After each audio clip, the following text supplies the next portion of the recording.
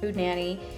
She is amazing. You can find her on KBYU. She has a show on there, the Food Nanny, where she helps families menu plan and dinner plan and get food on the table and how to make it successful. She's amazing.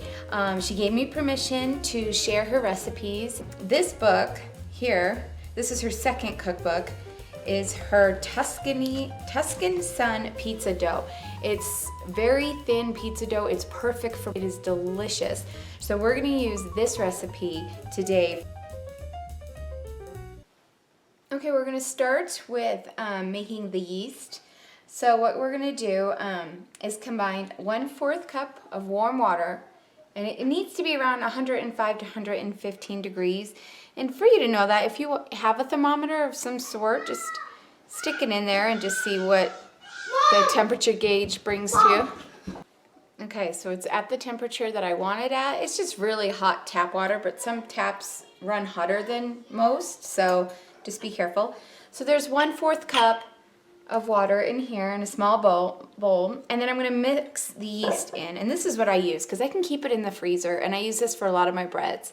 It's a great yeast. So you will need 2 1/4 teaspoon of active dry yeast.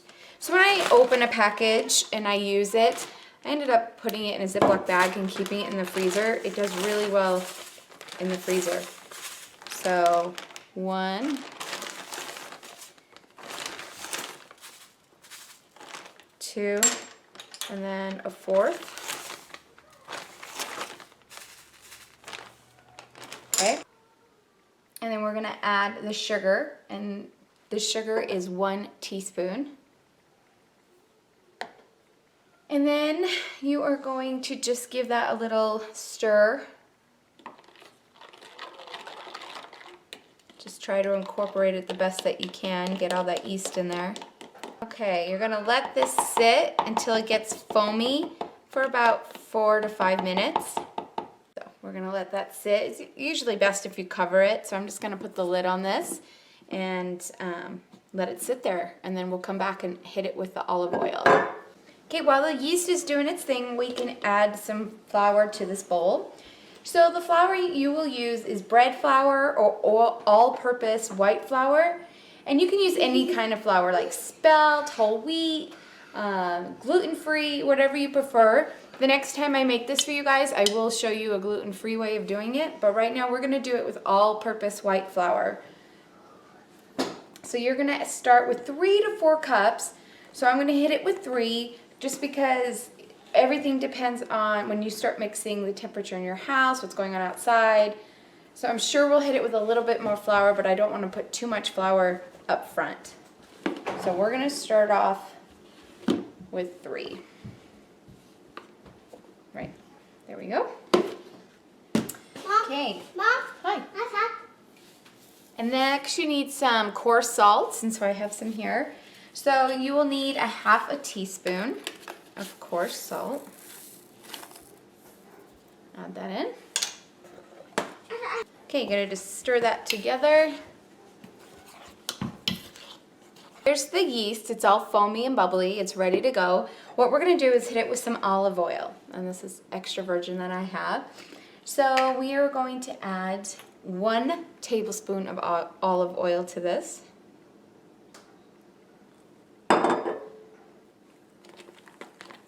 That's in there. And we're going to add this to our flour and our salt that we already have in here. So add that in.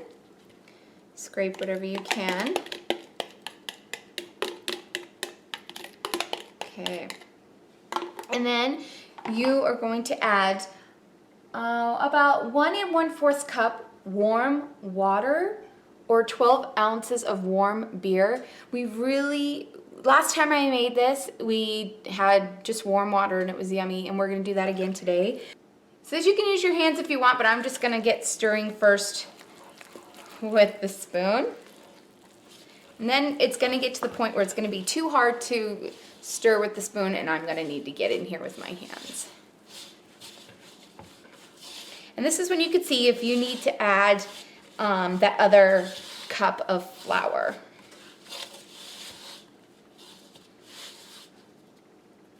So it says when you can't stir anymore like I am, the dough is thick yet sticky, bring it together with your hands and put it on a lightly floured counter. So I'm at that point. So I'm gonna flour my counter and we're gonna grab it out and we're gonna knead it with our hands for about 5 to 7 minutes, adding more flour if it's still sticky. So that's why I like to start off with the 3 cups because I don't want to, start off too much. So we're gonna knead this in and it's gonna grab the flour. So it's still sticky, but it's not like sticking to my hand. So we just wanna make like a smooth, consistent ball. So we're just gonna knead this for 5 to 7 minutes. I'm just gonna keep my eye on the clock.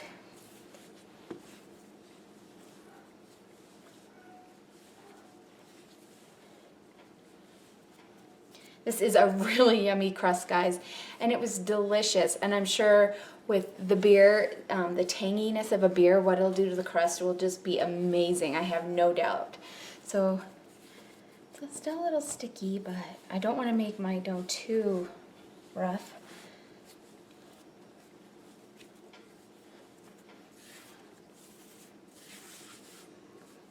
But this is a very yummy thin crust. I love thin crust pizza.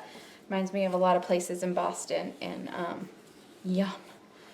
So in this dough will make you like, oh my goodness, it can make you up to 6 pizzas, about 10-inch pizzas, 10 to 12-inch round or rectangle. It's great. Oh my goodness, so good. And I'll show you that when we get going. But so all my pizzas tonight I'm going to make with this dough. Okay, that is good for me. I really don't think it needs any more. I don't want to do too much to it. So here is my ball. I'm going to take the bowl that I started it in, and I'm going to oil it with some of the olive oil. And I'm going to get in there and just rub it around, because it's going to grow in here, and we don't want it to stick. So I'm just gonna oil it up really good.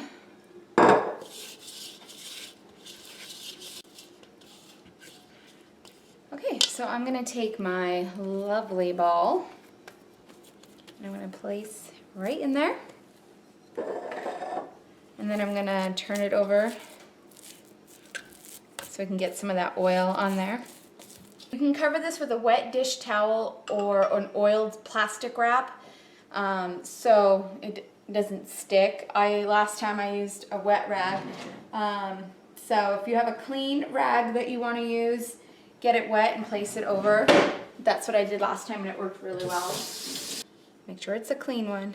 And I'm just going to let this sit for about an hour. It will rise and double in bulk. So in an hour I'll come back and we'll start rolling it out. Okay, my ball has definitely doubled. So what you're going to do is you're going to punch it down. Okay, and you're going to divide it into 3 balls. Okay, this dough freezes well, she says. So when you have the 3 balls, take one out, wrap it in plastic, and then again in foil, and it can freeze up to 2 months. And so when you're ready to use it, take it out of the freezer and let the dough come to room temperature, and then just form the dough into pizzas. So not too shabby, right? If you decide that you don't want to use all the dough, it's totally freezable.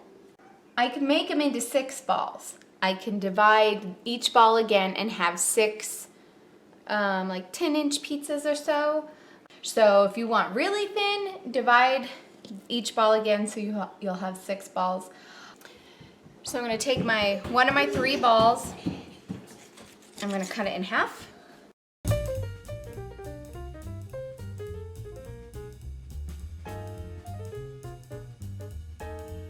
I have an oiled pizza pan. I'm going to stick my Tuscan thin crust pizza right on, and go ahead and make any type of pizza you want with the yummy thin crust. You won't be disappointed. I'll show you now some of the pizzas that I made with it, and it's yummy. You won't be disappointed with this crust, I promise you. So good. Okay, I would love to hear what pizzas you made with this Tuscan pizza crust. Thanks guys, we'll see ya, bye. And here is the Tuscany pizza dough. It is super crunchy. This one, I didn't divide the dough. I just used one of the 3 balls. So it gets it a little bit fuller, but it's still crunchy. Has a great crunch to it all the way through the tip. This is when you half the ball and you have it a really thin crust. So this is the margarita pizza. It has a really nice thin crust. So you can see how you can really use the same dough, but just how much you use it really just alters. Still crunchy, but a little bit fuller. So it's a great dough. I love it.